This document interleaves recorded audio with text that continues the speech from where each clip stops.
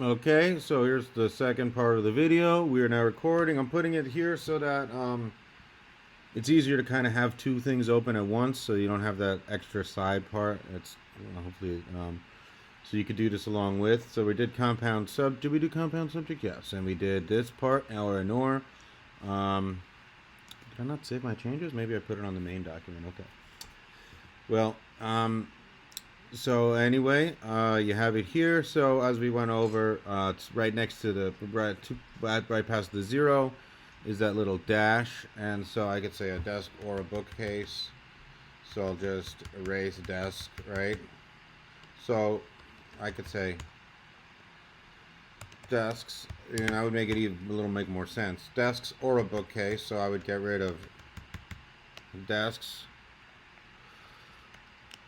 strike that out, or as I see right here, you see format, text, strike through, format, text, strike through. Okay, or a bookcase, so I'll just say, or a bookcase, a bookcase. I'll get the article here just to make sure. Format, text, underline because it's the subject, or I could just click right here. And if you want to have that toolbar, you click, there's a little dot, dot, dot. Oh, no, that's not it. File, and it should say right down here, view. Show equation toolbar, show ruler, show document outline. So these are show what it is, okay? Mode, editing.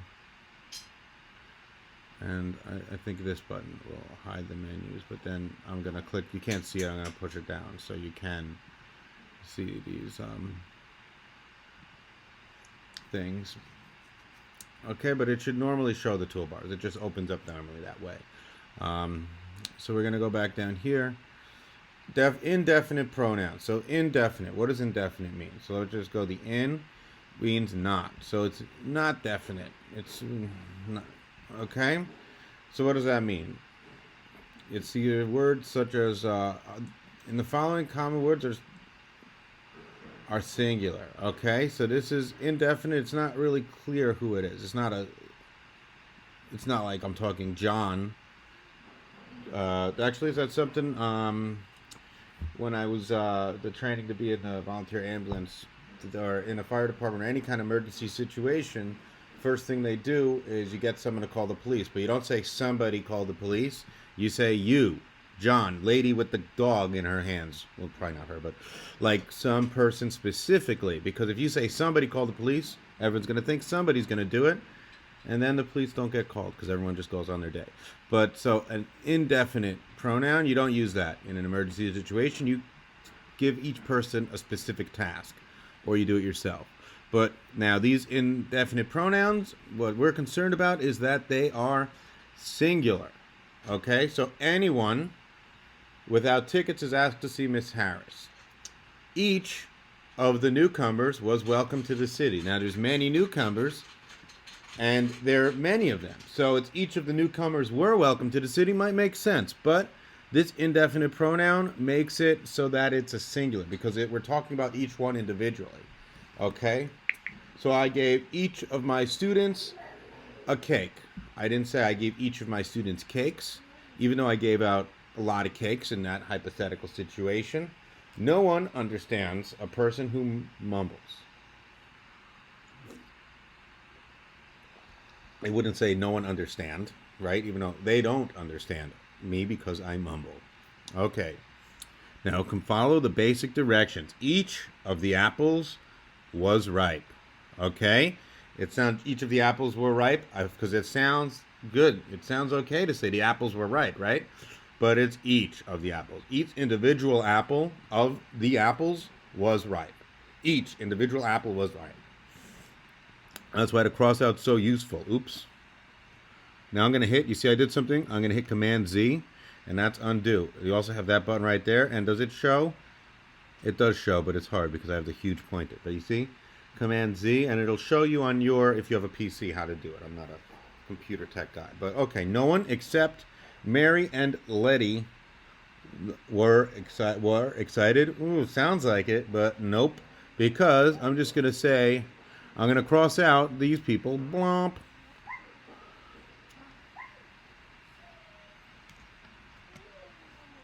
And I'm going to go no one. I'm going to underline that. No one. Oops, I underlined the two. Don't matter. No one was excited. So, okay, this is a tricky one. This is a tricky one. Okay? Each tries to win the game.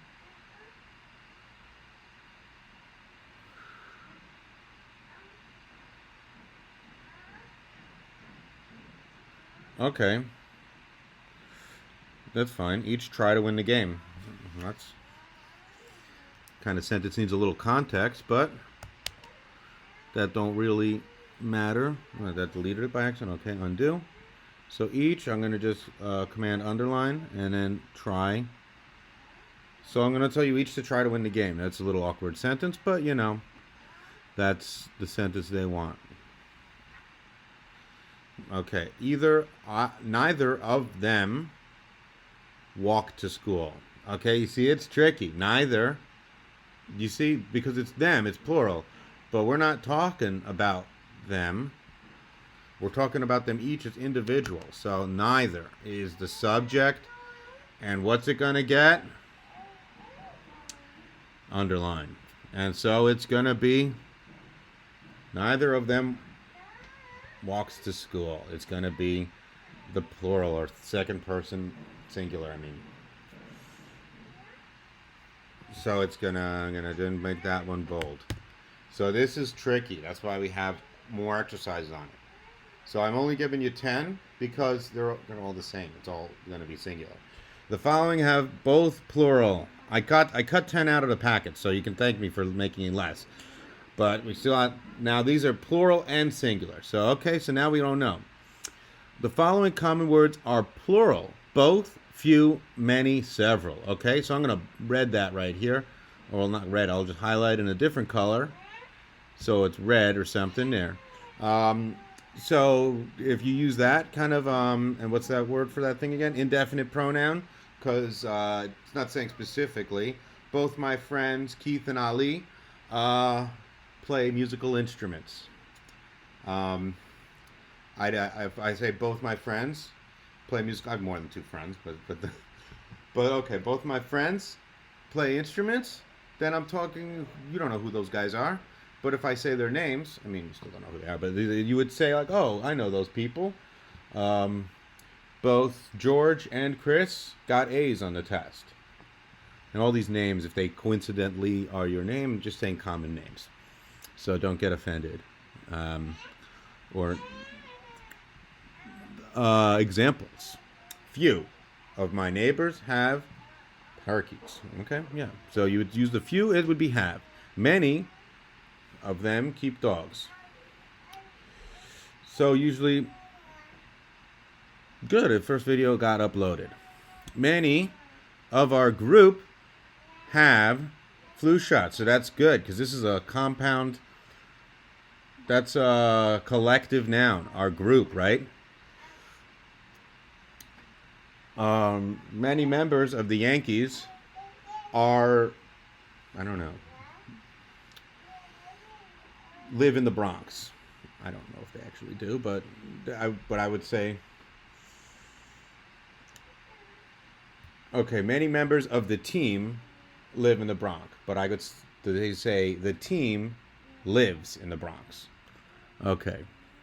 Everyone in the surrounding towns was everyone. Now everyone sounds plural, but as we look up here, you see it puts it as one of the everybody, everyone, because it's every one. Let me just make the one red. Every single one. I'll make that, what color should I make one? Make it hot magenta. Everyone in the surrounding town. So I'm going to underline that. Everyone. Boom. Everyone in the surrounding towns. So it would be singular. So you got to choose. This is going to be tough. Was. And why not underline? Just boom. Just cross out that. What is this called? A prepositional phrase. Yes, you got it. Good job, you talking to this. Good job. Good job. And we're going to just do the second exercise, the exact same. Both girls. Okay, well, that's super simple. Both have, and it's girls as too. So both girls have different. Neither of the men. So neither would be what? You can always look up. You can always scroll up and see, but it would be here, right? Because it's one or the other.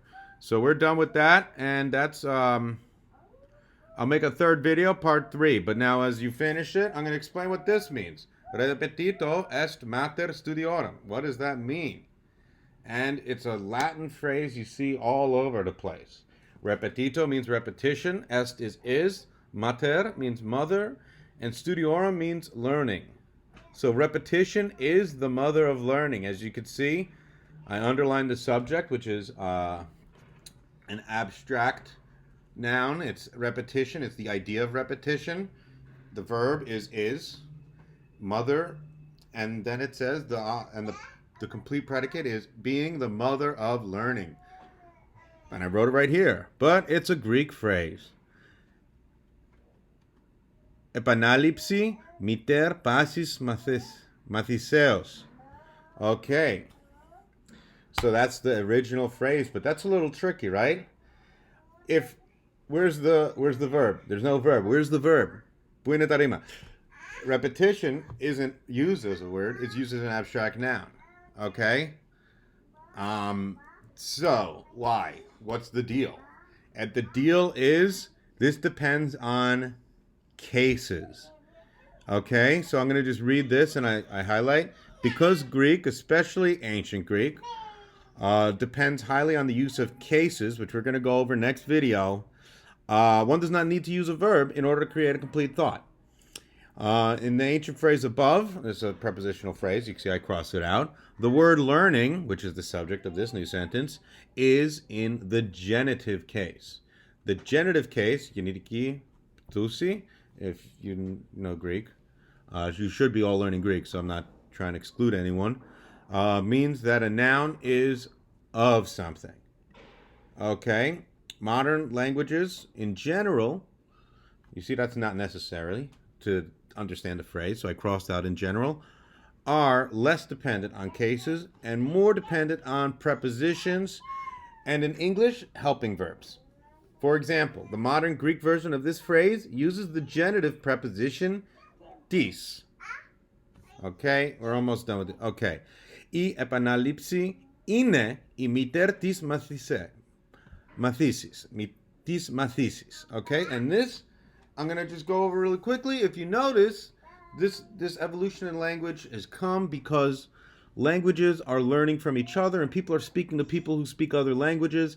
And these cases of Greek aren't going to make as much sense. If you say, oh, what do you mean it's in a different case? It's going to be much more difficult for someone to learn a noun a few times.